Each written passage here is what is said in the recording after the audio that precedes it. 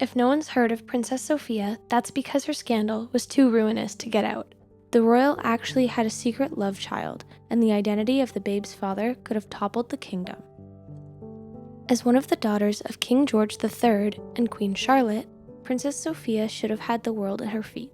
Instead, she lived in confinement nearly her entire life thanks to a family riddled with illness, fear, and scandal. Princess Sophia was born November 3, 1777, and was the fifth born of the 6 daughters and 12th born of the 15 children of King George III and Queen Charlotte. In a household, palace actually, of 15 children, Queen Charlotte held the reins of her household pretty tightly, but still, she was unable to control everyone. Sophia and her young sisters were a wild bunch that managed to cause the royal family public embarrassment. In 1785, during the painting of a family portrait by famous artist John Singleton Copley, the young royals refused to hold still. So frazzled from the experience, the artist never accepted another portrait request again. Sophia was often considered to be the most clever of her sisters. She was said to be a delightful though moody girl with a passionate nature and sympathy for the less fortunate. Being such a sensitive child, it is hard to imagine how she would have handled the cards she was about to be dealt in life. In 1788, her father suffered the first of many mental breakdowns to come, leaving a permanent mark on the family. King George III would ramble on for hours on end, sometimes foaming at the mouth while doing so. The blood disease porphyria, or bipolar disorder, likely caused this. Queen Charlotte remained committed to her manic husband, but she avoided being alone with him. She moved Sophia and her sisters into her bedroom, insisting they sleep with her every night. This prevented the king from visiting her alone. Soon, Queen Charlotte and the eldest brother, George IV, at the time the Prince of Wales, began fighting over who'd get to be regent should the government declare the king unfit to rule. Due to her husband's mania, the queen fell into a deep depression. Even once the king was on the mend, according to historian A.W. Perdue, she was no longer benignly maternal. The queen's angry and suspicious attitude led to Sophia fearing her mother, and she learned to tiptoe around her dark moods. In the years before King George's mental break, he had promised to take his daughters husband hunting, even though he later admitted that he never wished for any of them to marry. It was around this time that things got a bit too close for comfort. As young as Sophia was, she began to notice alarming behavior in her father. He had always doted on her, but now he demanded her attention and affection at all times. Meanwhile, the queen still held her daughters gripped tightly in her controlling hands. Sophia made her debut in court in 1792 at age 14. Even as a princess, it was hard for Sophia to seek out eligible crushes as she struggled with an insecurity over her nearsightedness. Hating how she looked in glasses, Sophia refused to wear them in public out of fear that the papers would mention her spectacles. In her lifetime, Sophia would learn that she could have much worse written about her, and soon, bad vision was the least of her health problems. In the summer of 1793, Sophia was suddenly struck with a mysterious illness. She began to have trouble swallowing, and she suffered anywhere between 50 and 80 convulsions and fainting spells a day. The family sent her to Tunbridge Wells to recuperate, where she seemed to make a full recovery within a few months. The unanswered questions surrounding her illness led people to question if she was beginning to develop her father's illness. Sophia and her sisters were almost never allowed outside of the palace, leaving them with few opportunities to meet new people. Even under the pressure of such tight confines, the royal daughters still had their ways to get a hold of newspapers and court gossip around the palace. Even with their knowledge of current events in high society and their family being at the top of any social circles, the girls still found themselves unlucky in love. Royal decree meant that the king had to give his consent to any of his daughters to marry. Unfortunately for them, this was not in the cards. In the popular Netflix series Queen Charlotte, a Bridgerton story, this part of Princess Sophia and her sisters' story seemed to be rewritten. The character, Queen Charlotte, blames her daughters for failing to find husbands and produce legitimate heirs, when in reality, it was the queen's own isolation of her girls that prevented them from doing just that. Queen Charlotte barred so many suitors from their company that the girls referred to their home as the nunnery. In 1797, Sophia got a peek at what the outside world might look like when her big sister Charlotte, Princess Royal, married Frederick, hereditary prince of Württemberg. He had illegitimate children, his previous wife had died under suspicious circumstances, and on top of all of that, he wasn't much of a looker. Unfortunately, Charlotte's marriage did nothing to open doors for Sophia or her other sisters. It only left them further craving male attention. In desperate times, Sophia turned to her dearest brother, the future George IV. As he was one of the only people able to defy their mother, Sophia and her sisters constantly turned to George to help them break away from confinement and find husbands. Still, their begging was met with disappointment, as George was unable to do much with the king still in power, though he promised his sisters things would change once he took over as king. In April of 1795, George IV married Caroline of Brunswick, who became fast friends with Sophia. Though the marriage was unhappy for both King George and Caroline, even after the marriage imploded, Sophia and Caroline remained close, a decision that would have a negative effect on the rest of her life. Through Caroline, Sophia befriended one of Caroline's close friends, Francis Garth, a connection that led to a salacious scandal. By 1798, the young princess was crushing hard on Francis's uncle, Thomas Garth, who was also her father's equerry. Soon, Sophia and Garth found themselves in an illicit relationship, with Francis acting as their go-between. Though Sophia found herself entranced by this older man, his assets proved to be minimal. Not only was he 33 years Sophia's senior, he was also a hideous old devil, with such a large wine-colored birthmark on his face that one of her sisters called him the purple light of love. Regardless of his flaws, Sophia craved love so much that she managed to pay no mind to the man's lack of appeal. As one maid put it, she was so violently in love with him that everyone saw it, except for her parents.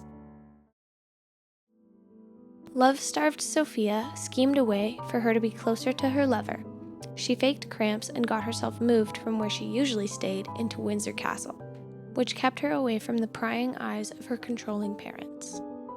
Her sneaking around became the least of her worries when, as some historians agree, she became pregnant with Garth's child. The aftermath of the pregnancy of this illegitimate love child was catastrophic. Queen Charlotte was not naive and likely caught on, begrudgingly knowing she would have to do everything to keep this information away from King George III. For months, everyone in the palace except for the king knew about Sophia's pregnancy. The king was simply informed that Sophia had a bad case of dropsy, which explained her bloating and resulted in her being sent away to Weymouth to recover. According to some evidence, this was where Sophia gave birth to Tommy Garth in August of 1800. It is suspected that his biological father ended up raising him away from the prying eyes of the royal court.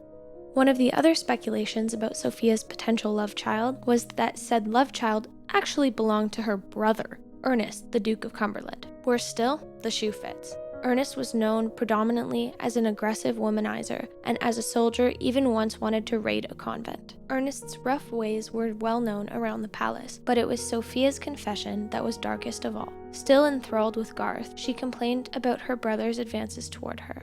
Her secrets did not end with her love child. In fact, historian Alison Weir has theorized that Sophia and Garth may have married in secret, pointing to a portrait of Sophia wearing a wedding ring as proof. Unfortunately, the impossibility of a true royal wedding due to Garth's insufficient rank led to a strained and eventually tragic end of their relationship. It was clear by 1805 that their relationship was nearing the bitter end when Garth revved up the scandal in Sophia's life. Garth began parading Tommy around whenever the royal family was in town in Weymouth, even condemning Sophia for not visiting her son, calling her selfish regardless of her lack of control over her own life due to her parents.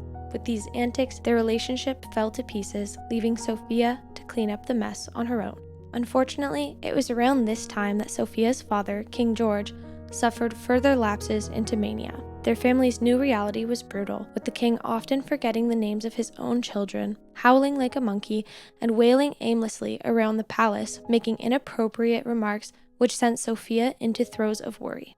During these fits of mania, King George made extremely inappropriate advances towards Sophia. These advances may have been partially fueled by the coldness of his wife, but his actions were far more than those of a doting father.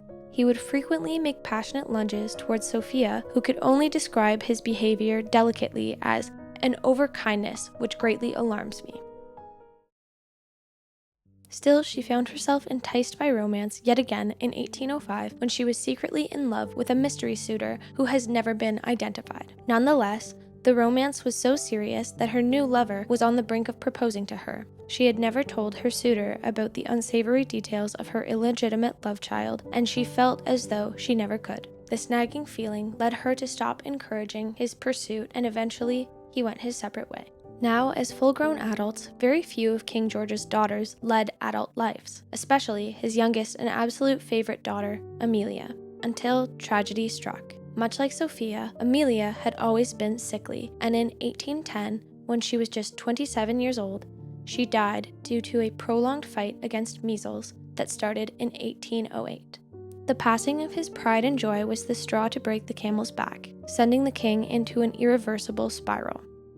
In 1811, with King George III definitively insane, the Regency Act of 1811 was invoked, and George IV officially became Prince Regent. Freshly settling into his new responsibilities, he used his new power to increase his sister's annual allowances so that Sophia and her siblings could have even an ounce of independence.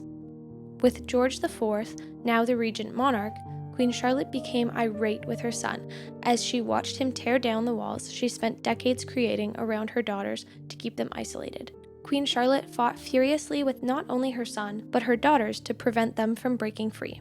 George IV followed through on his promises to free his sisters once he came into power, and for the most part, he was successful.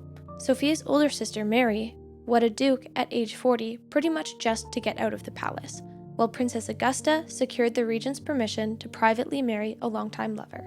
Unfortunately, Sophia had no such luck.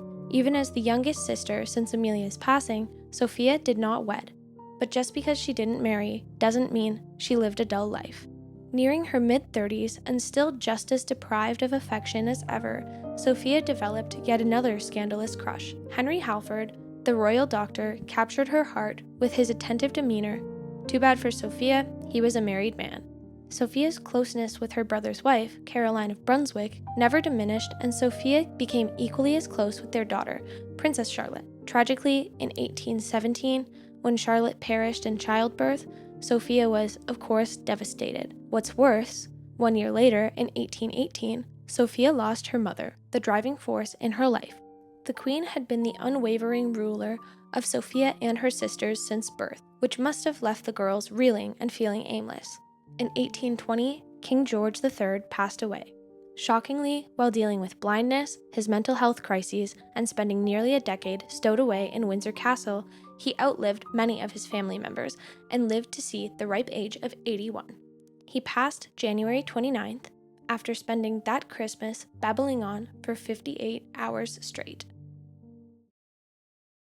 Sophia became the queen bee of her family, settling in easily to her role as royal old maid. King George IV reigned for a decade before his passing in 1830, when Sophia's older brother, William, took over as king. Sophia was neighbors with her niece, the future Queen Victoria, and the girl's mother, the Duchess of Kent. The Duchess was under the hand of her controlling accountant, Sir John Conroy, who is an exacting and devious man. Regardless of his strong influence, Sophia's young niece Victoria hated Conroy. After all, he and her mother had always been incredibly strict with the young girl, and Conroy could be as sleazy and subservient as they come. In case it wasn't already clear, Sophia had terrible taste in men, but this time, she may have had a very good reason to team up with Conroy. In 1828, Sophia's alleged love child of times past, Tommy Garth, came out of the woodwork with reportedly incriminating documents of his parents' relationship. With that, he threatened to expose Sophia's youthful indiscretions unless, of course, he received a massive sum of money from the royal family. According to some, it was Sophia's not-so-prince, not-so-charming, John Conroy, who swooped in to shut down Tommy's allegations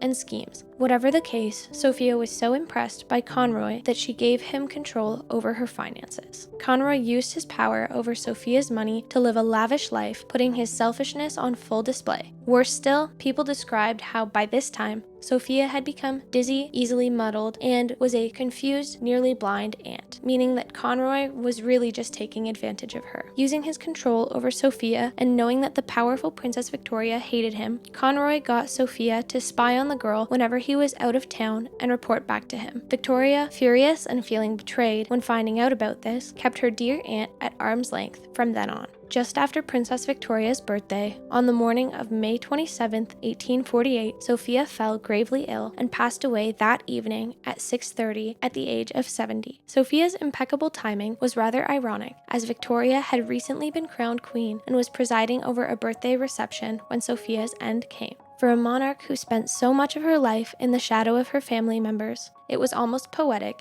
that in her last moments she was finally able to steal the spotlight from someone else. If you'd like to keep learning more, please leave a like and subscribe to our page.